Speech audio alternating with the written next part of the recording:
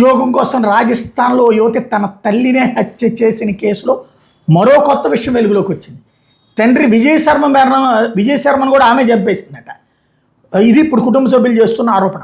ప్రణాళిక ప్రకారమే వైద్యం అందకుండా చేసి తండ్రిని మరణించేలా చేసింది. తండ్రి ఉద్యోగం తనకు కాకుండా తల్లి నీరజ్ శర్మ రావడంతో ఆమెను కూడా హత్య చేసిందంటూ మృతురాలి సోదరుడు రాకేష్ శర్మ నేరుగా చేస్తున్న ఆరోపణ ఇప్పుడు సంచలనం సృష్టిస్తోంది. రాజస్థాన్ హైకోర్టులో కోర్టు మాస్టర్గా పనిచేసిన విజయ్ 2024 బ్రెయిన్ సంబంధిత సమస్యతో తీవ్ర అనారోగ్యానికి గురైతే కొన్ని రోజుల తర్వాత కోలుకున్నారు అంటూ రాకేష్ తన సోదరు మీద ఫిర్యాదులో పేర్కొన్నాడు.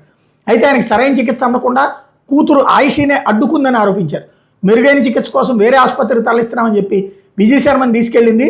దాదాపు 3 నెలల పాటు ఆయన ఆచూకీ ఎవరికీ చెప్పలేదు, మేము అడిగితే కూడా చెప్పలేదు. ఆ తర్వాత జైపూర్లోని ఆసుపత్రిలో చేర్పించారని చెప్పింది. అప్పటికే ఆయన పరిస్థితి విషమించింది. వైద్యులు ఈ విషయం చెప్పడంతో ఇంటికి తీసుకొచ్చాం. 2025 ఏప్రిల్ ఆయన మరణించారు.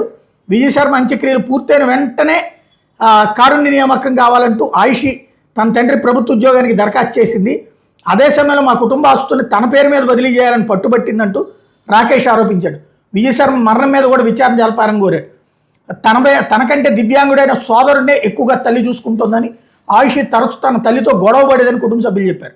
ఇప్పుడు ఆ సోదరుడేనమాట చెప్పుకొచ్చేది. తన తల్లిని చంపే ప్లాన్ గురించి తన కజిన్ బలరాంతో చర్చించినట్టు విచారణలు అంగీకరించిందని పోలీసులు వెల్లడించారు. తల్లి మీద ఉన్న ద్వేషం, తండ్రి ఉద్యోగం తనకు రాలేదనే కోపంతోనే ఈ దారుణానికి పాల్పడిందని తేలింది.